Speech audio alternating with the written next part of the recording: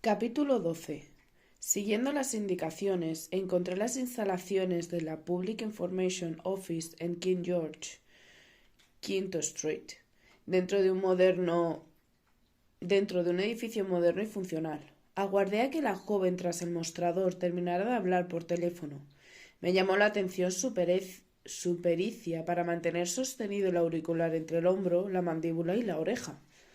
Busco a Frances Nash, anuncié cuando colgó. Saqué la tarjeta que aquella extraña me había entregado el día anterior frente a la agencia de pasajes, antes de poner al volante de su jeep. Repetí el nombre, se la intenté mostrar. Ella misma me dijo que podría encontrarla aquí. El teléfono empezó a sonar de nuevo. La recepcionista se dirigió a mí tapando la boca del auricular con la mano. No sé si la señorita Nash estará dentro o no. Si lo desea, pase a la sala común y búsquela. Dudé. En realidad, el intento de encontrarla no era más que una especie de prueba de fuego. Había decidido quedarme en Jerusalén con todas las consecuencias, y para afianzar mi resolución, intuí que lo primero que debía hacer era empezar a perder el miedo a moverme.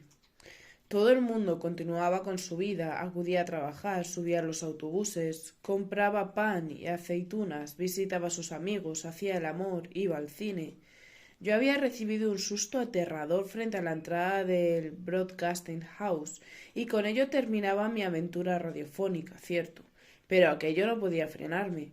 Sin ningún sitio concreto al que ir, sin nadie con quien reunirme y sin perspectiva de actividad alguna, decidí retomar el contacto con la desconocida que me había abordado junto a la puerta de Jaffa. No tenía la menor idea de qué podría querer de mí, pero al menos era un enganche con el mundo exterior, o una mera excusa para que los cimientos de mi decisión no se tambalearan. Me dirigí hacia donde me indicó la recepcionista, hasta llegar a una entrada amplia, diáfana, en la que había un par de decenas de escritorios, unos cuantos con gente sentada, otros tanto vacíos. Algunos de los ocupantes parecían trabajar. Tecleaban de dos en dos, de tres en tres. Entre ellos distinguí un par de mujeres, pero de inmediato comprobé que ninguna era la que me interesaba. Nadie desatendió su quehacer para preguntarme qué deseaba. Supuse que la entrada y salida de desconocidos era habitual. Opté por dirigirme a la mesa más cercana. La ocupaban un hombre y una mujer. Él sentado en una silla giratoria con la chaqueta colgada del respaldo. Ella apoyada en un glúteo sobre uno de los laterales. Hablaban, o mejor sería decir que hablaba ella y él se limitaba a escuchar. Discúlpame, estoy buscando a Frances Nash. Me miraban sin demasiado interés. Ella barrió la sala con los ojos. No parece encontrarse aquí. El hombre, entre tanto, me examinó con curiosidad. Perdón, ¿no es usted la esposa de Bart Bonner? Se puso en pie, se acercó.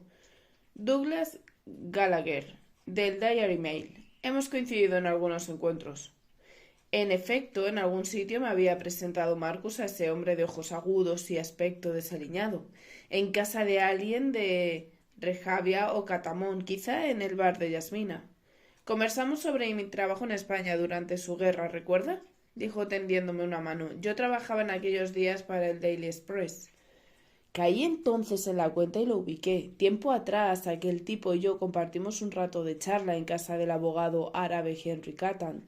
Me contó que fue uno de los últimos reporteros en salir de Barcelona y el único periodista extranjero que cubrió la entrada de los nacionales en Madrid.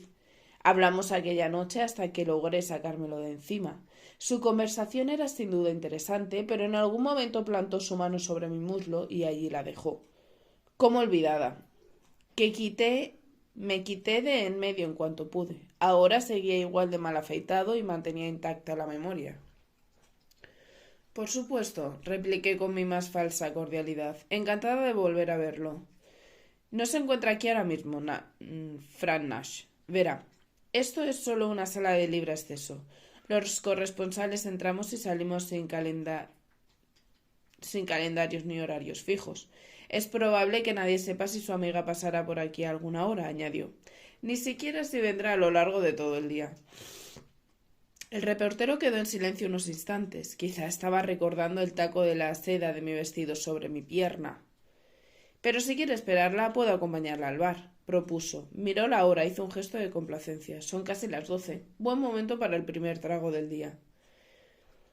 Me libré de él con excusas de prisas y compromisos inexistentes. Bajé a pie los 2 pisos que me separaban de la calle. Tan solo me resbalaban los últimos escalones para llegar al gran vestíbulo, cuando la vi acceder al edificio, su silueta perfilada en el vano de la doble puerta abierta de par en par. Un par de mechones rizados se le habían escapado del recogido y le caían de nuevo sobre la frente. Volvía a llevar puesta ropa de corte masculino, a la que ella, probablemente sin intentarlo, confería un aire de rara elegancia. Sobre el torso le cruzaba la correa de un bolsón de cuero en bandolera. Un gesto de satisfacción, de triunfo casi, se le dibujó en la cara al verme.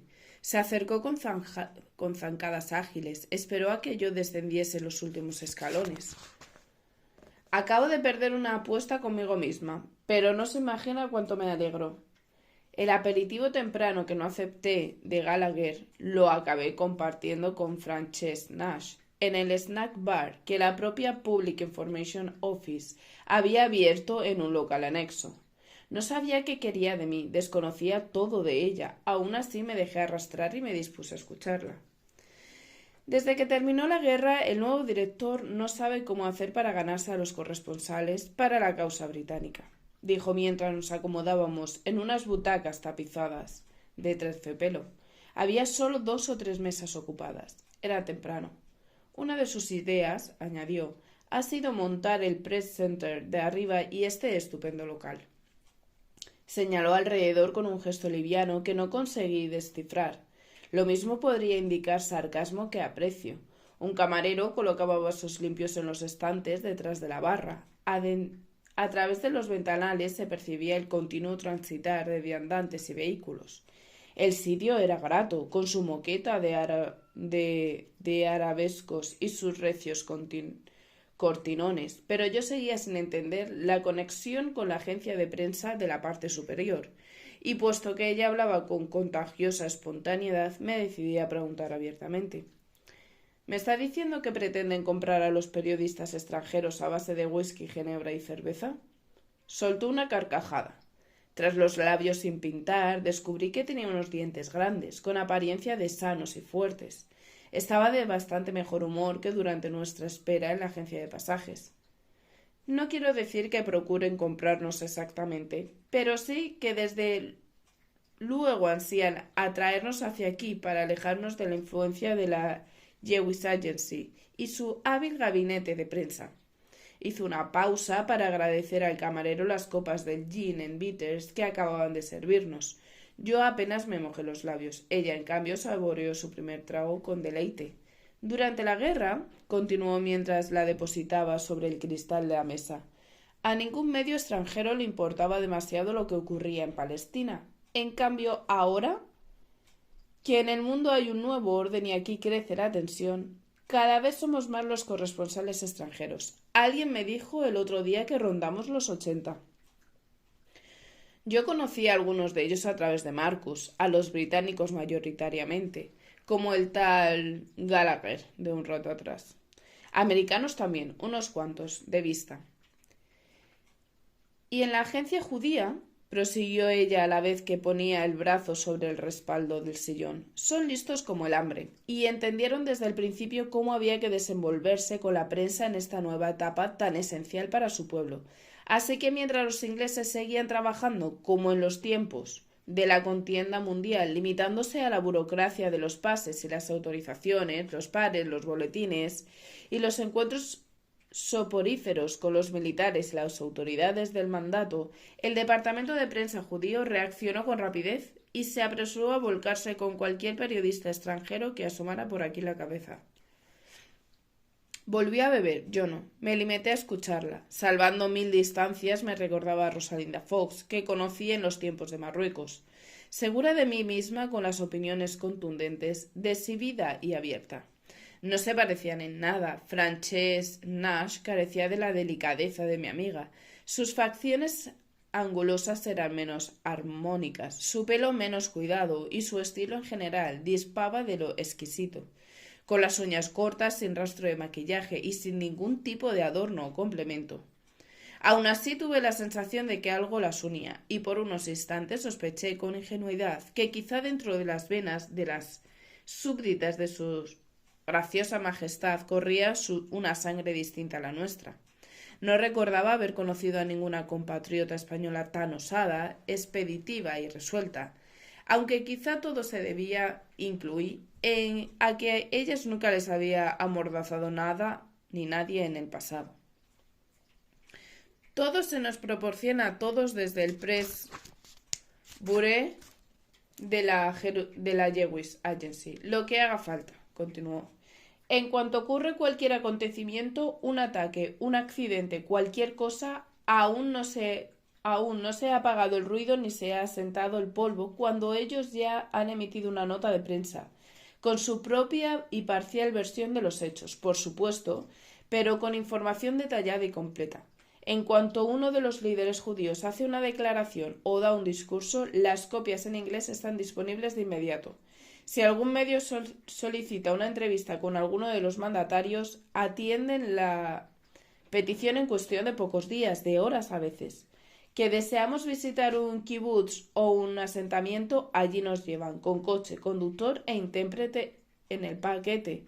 Incluso ponen a disposición de todos sus propias oficinas con cable, líneas de teléfono y cualquier medio que necesitemos. Son conscientes, en definitiva, de cómo resultar eficaces, ejecutivos y rápidos en las relaciones externas, y eso, claro, se agradece.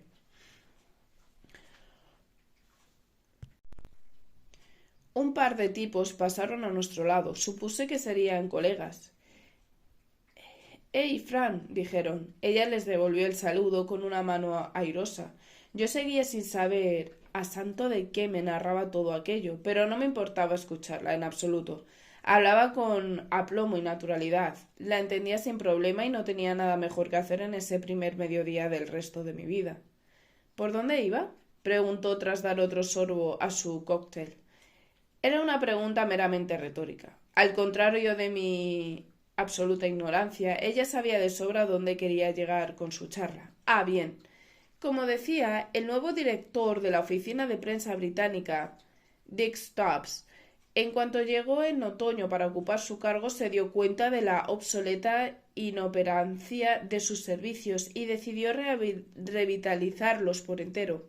Los británicos viven en esta tierra santa el peor de sus momentos, y no les interesa que las noticias que desde aquí salen al mundo vayan volcadas a favor de la causa hebrea y resulten, en consecuencia, críticas con el mandato. Bastante tienen con lo que sean numerosos los corresponsables de religión judía o abiertamente prosionistas enviados desde fuera. No pude contenerme, la interrumpí sin demasiada delicadeza. ¿Y usted? Llámame Frank, ¿vale? De acuerdo. ¿Y tú, Fran, hacia dónde te inclinas?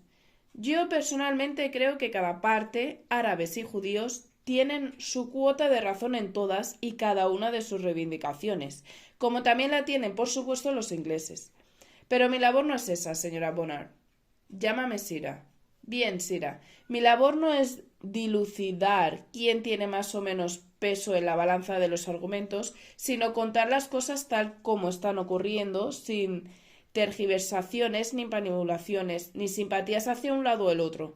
Por lo cierto, y recapitulando, es que las líneas generales en la prensa mundial los judíos están recibiendo una atención mucho más favorable que los árabes y los ingleses hacia, en parte, al buen hacer de su oficina de prensa, y eso es lo que está intentando corregir el nuevo director de esta casa.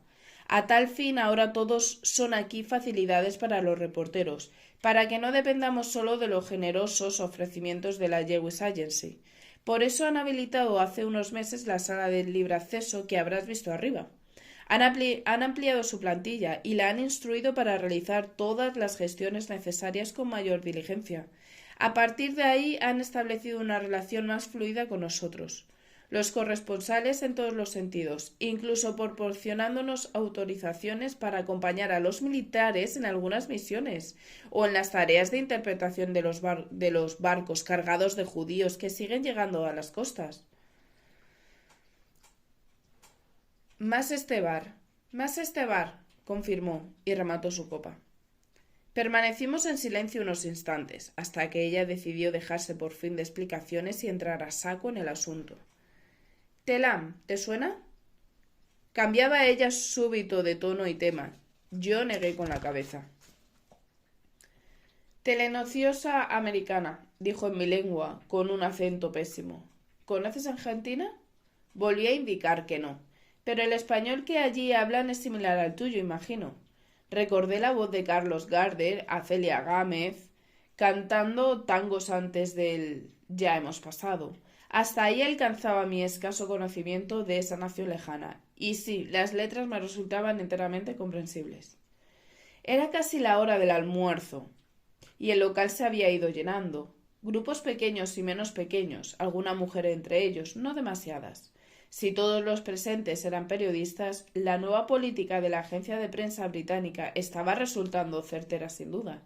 Nosotros permanecimos en nuestra mesa. Frances había pedido unos sándwiches. Yo no me negué cuando propuso que almorzáramos juntas. Tras el primer bocado abandonó las pesquisas geográficas. Pretendo colaborar con ellos y necesito a alguien que traduzca mis textos del inglés al español, con precisión y sobre todo de forma inmediata. Estuve a punto de echarme a reír. Así que era eso. Tras su prolegómenos para ubicarme en el mundo en el que ella se movía, por fin había ido al grano. Necesitaba una traductora, esa era su urgencia. En mis presuposiciones a buen tuntún había empezado a sospechar que quizás se había enterado de mi aptitud para la costura, o tal vez estaba al tanto mis contribuciones al PSOE a través de patrones y falsas puntadas. Yo no soy traductora, dije simplemente, pero podrías intentarlo. Verás, yo no trabajo para ningún periódico en concreto. Lo hago como freelance para una corporación de mi país, la Southam Company, que es propietaria de varios diarios. No soy su corresponsal exactamente, pero me asenté aquí en Palestina cuando terminó la guerra. Les ofrecí mis servicios y se han quedado casi con todas las piezas que he escrito desde entonces. Se encogió de hombros, como si fuera a decir una obviedad. Formamos parte de la Commonwealth, ya sabes, y las cuestiones de los británicos siempre nos resultan de interés. Además, Canadá tiene ya más de 100.000 judíos antes del auge del nazismo y tras el Holocausto han emigrado desde Europa decenas de miles más, así que existe una creciente sensibilidad hacia todo lo que ocurre en esta Eretz Israel, en la que ellos ansían construir un Estado.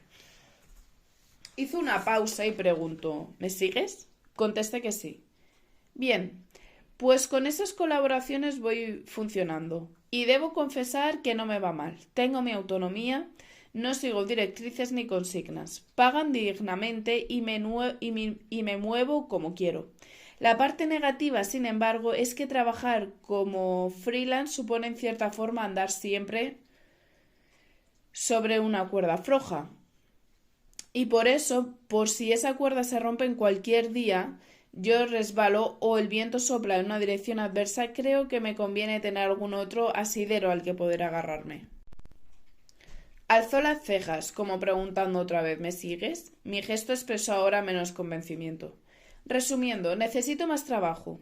Eso es en breve lo que te quiero decir. Abrir vías nuevas, conseguir otras colaboraciones. Y ahí es donde entra Telam. Volvieron a interrumpirnos con saludos. Unos llegaban, otros se iban marchando. Good to see you, Fran. See you soon. Nash. Se oyó de repente. Ella despachó a todo el mundo con breves ademanes. Estaba claro que prefería seguir centrando en lo nuestro. A través de un amigo diplomático, continuó, he sabido que acaba de nacer una agencia de noticias en la Argentina con el nombre de Telam. Me miró. Pareció caer de pronto en quién era yo en realidad, una extraña alejada de su mundo. Antes de seguir, dime, ¿tú conoces cómo funciona una agencia de noticias? Tras mi prolongada relación con los británicos, estaba al tanto de sobra, pero preferí que mi respuesta fuera una afirmación discreta. No recuerdo ninguna de mi país. Existe la agencia EF. La había ideado Serrano Suñer en Burgos, hacia el fin de nuestra guerra, cuando él mangoneaba su antojo a la creación del nuevo Estado franquista, y lo mismo proponía o repudiaba ministros, como hizo con Belvedere, que se afanaban por mantener un férreo control informativo desde su poderoso Ministerio de Gobernación. Yo no sabía por qué Marcus, en Madrid, solía quejarse a menudo de la forma tan descarada con que alteraban las noticias del exterior al traducirlas, censurándolas, ignorándolas o maquillándolas a su antojo antes de darles salida. La estrella del cuñadísimo se terminó apagando de manera fulminante, pero la agencia se mantenía en pie, operativa y ágil para cumplir con sus intereses. Eso es, confirmó. Y además creo que es estatal, así que me sirve de ejemplo perfecto para hablarte de Telam, que también es sobre todo propiedad del Estado. En cualquier caso, se trata de una agencia que puede empezar a crecer con fuerza. Argentina sigue siendo un país rico en comparación con los europeos. Tiene las arcas repletas porque durante la guerra mundial mantuvo la neutralidad y se dedicó a explorar a Gran Bretaña millones de toneladas de carne y cereales. Hasta ahora, para las noticias internacionales se ha nutrido de los servicios de Associated Press y de United Press International, las grandes agencias estadounidenses. Pero quieren cortar con la dependencia de esos gigantes y cuentan con dinero para poder hacerlo. Y dentro de este plan están interesados en una corresponsalía en Jerusalén. No sé si porque su proyecto expansivo es simplemente así de ambicioso o porque también tienen cientos de miles de judíos en el país y quieren estar al tanto de qué está sucediendo en los empeños sionistas, los barcos de refugiados y todas las tensiones que aquí vivimos. Aproveché de nuevo el bocado que daba a su sándwich para procesar con rapidez todo lo que narraba. Si el mundo del periodismo me resultaba ajeno, más aún lo era Argentina. Esa nación de América del Sur a la que mis compatriotas llevaban décadas emigrando para salir del hambre, de las complejidades de Palestina. Estaba en cambio bien al tanto, por desgracia.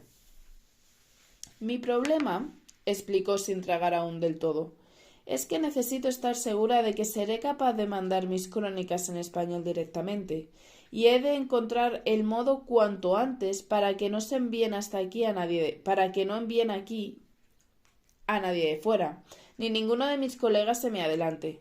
Me consta de antemano que para bastantes de ellos este contrato sería una insignificancia.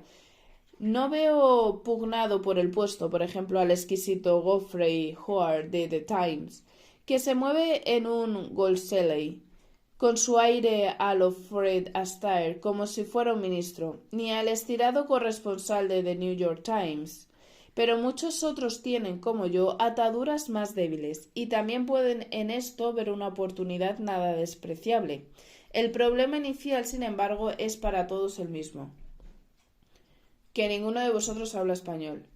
Ni palabra. Supongo que muchos podrían contar con un traductor o una traductora en la sede de su agencia en Londres o Nueva York, o tal vez alguien que lograra contratar fuera por su cuenta. Opciones habría, pero todas ellas ralentizarían el proceso y con ello perdería la inmediatez de las noticias. Me esforcé por pensar en alguien capaz de prestarle ese servicio para rebatirla. El cónsul de España no, desde luego. Quizá el vicecónsul, que era joven y animoso, pero no tampoco. Desconocía que hubiera representantes diplomáticos o residentes de otros países hispanohablantes. Quizá algún judío sefardí que mantuviese el ladino, aunque seguramente le costaría adaptarse al español del siglo XX. Y estaba también los miembros de algunas órdenes religiosas, pero dudé de igual modo de su disponibilidad. Ajena a mis elucubraciones, ella planteó su idea con contundencia. Tú eres la única, Sira. Lo que te propongo es que trabajemos mano a mano y nos convirtamos en socias. Yo elaboraría la noticia a partir del mismo material que tengo para mi empresa canadiense. No me exigiría demasiado trabajo. Tú la traducirías rápidamente al español. Yo me encargaría de que llegase a Telam. Cuando me pagasen, repartiríamos el cobro. Casi una década atrás, en el otoño del 37, asentada en Tetuán con el ánimo de la altura del betún y cargada de deudas, Candelaria la matutera me propuso que nos hermanásemos para abrir un taller de costura. Me detalló el plan entre las paredes de su pensión una tarde de lluvia. Para invertir en nuestro negocio contaba con vender un montón de pistolas, a las que yo me terminé encargando. Unos años más tarde, en septiembre del 40, Rosalinda Power Fox me pidió que colaborara con servicios secretos de su país. Me citó en el almacén del Dean's Bar de Tánger con Billie Holiday sonando en un gramófono, entre cajones y apilados y sacos de café. Me planteó colaborar con los aliados en pos del bien común de nuestras patrias. Ahora me encontraba en pleno mediodía en la zona moderna de Jerusalén, en un snack bar recién abierto por los ingleses, en un iluso intento por equilibrar un orden perturbado y esquivo. Frente a mí tenía una periodista canadiense de la que no sabía nada. No me hablaba ella de vender pistolas ni de transmitir mensajes clandestinos. Su propuesta, no obstante, volvió a impactarme. Temiendo que quizá había sido directa en exceso, en vez de esperar mi réplica, Frances Nash hizo un requiebro y me abordó desde otro flanco. Me dijiste que habías trabajado antes. ¿Puedo preguntarte en qué? Mi respuesta fue transparente solo a medias. Fui modista, tuve mi propio negocio. ¿Funcionó bien? Funcionó muy bien, reconocí, pero se trataba de algo conyugal, cerré al terminar la guerra. ¿Y no lo añoras? No reconocí ni que sí ni que no. Ella me volvió a mirar con agudeza, como si intentara mantener en mi cerebro para saber qué pensamientos rebalaban allí dentro. Podríamos probar, ver si funciona. Perdona mi indiscreción, pero ayer comprobé que no acabaste comprando ningún pasaje. Supongo que no vas a marcharte de inmediato. Le perdoné la indiscreción, sí, o se la pasé por alto. Ayer no tuve un buen día. Tampoco yo, reconoció. Y te pido disculpas. Fui brusca porque estaba nerviosa. Me corría una prisa tremenda a comprar un pasaje. Total para nada, porque dibujó en su cara un gesto de hartazgo. Mi ex marido, tiene la virtud de sacarme de mis casillas. Y, en fin, centrémonos. Dime, ¿por qué se te hace tan difícil aceptar mi propuesta? Podría haber argumentado varias razones, todas ellas solventes, pero me limité a una. Estoy esperando un hijo. Me miró con incredulidad. ¿Y eso? ¿Qué te va a impedir? Un embarazo es algo fabuloso, amiga mía. Aporta fuerza, proporciona lucidez, ilumina el alma. Ni por lo más remoto habría sospechado que esta singular mujer pudiera ser madre. Ella pareció anticipar mi sospecha y se dispuso a sacarme de mi error. Agarró su bolso de cuero, rebuscó dentro, encontró una cartera, se inclinó hacia mí y la abrió, me la puso delante de los ojos. Mis niñas, anunció con un punto de orgullo. Dos rubias llenas de rizos sonrían en el retrato sin rastro de timidez. Tienen 13 y 11 años. Están internas en el Cairo, con las monjas francesas del colegio de la Mère de Dieu. Su padre, Se interrumpió. Alguien acaba de entrar en su ángulo de vista. «¡Hey, Nick!». Lo saludó con más cordialidad que a los colegas anteriores. Le lanzó un gesto para que se acercara a la mesa.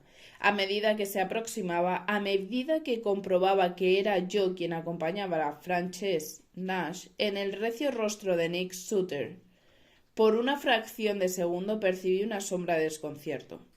Llegó hacia nosotras, se quedó en pie junto a nuestras butacas. Se dirigió primero a mí, me preguntó cómo me encontraba. Dijo en tono neutro que se alegraba de verme. Después se volvió hacia la periodista. «Eres perversa, Nash». Ella respondió con una carcajada. «Tenías toda la razón, Sutter. Sarah Bonner es una mujer formidable. Ya está al tanto de mi propuesta. Solo necesito que me diga sí. Estoy a la espera». Él abrió la boca para protestar, incluso apuntó hacia ella los dos dedos con los que sostenía el pitillo, reprochándole algo sin palabras. Llevaba como siempre la corbata algo floja, carpetas bajo el brazo y prisa en las maneras. Al cabo se contuvo y no dijo nada. Quien no se calló fue Francesc. Nuestro común amigo, querida, es en el fondo el responsable de todo esto. Él fue quien me habló de ti, de una hermosa española que en un principio iba a colaborar con él en la radio, aunque luego todo se acabó trucando drásticamente. Acabó tus capacidades naturales, tu magnetismo, lo dejaste impresionado, y créeme que no es un tipo al que se le seduzca con facilidad. Que me encontrara yo ayer contigo en la agencia de Thomas Cook fue una de las gloriosas casualidades que muy de tanto en tanto caen del cielo.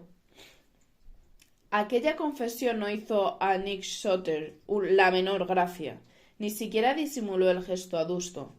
Alguien lo reclamó entonces desde la barra, aprovechó para despedirse rápido. Nos quedamos ambas mirando su espalda ancha, un paso firme. Paradójicamente lo que nos une son las separaciones, concluyó Frank Nash, recostándose en el respaldo de su butaca. Pero no pienses que Nick Soter y yo mantenemos una relación. ¿Qué va? Somos viejos amigos de los tiempos del Cairo, y ambos estamos pasando ahora por el trance de ver cómo nuestros respectivos matrimonios han saltado por los aires. No es grato para ninguno, así que de tanto en tanto charlamos largamente el calor de una bella de tanto en tanto charlamos largamente al calor de una botella de whisky y sacamos a pasear nuestros demonios.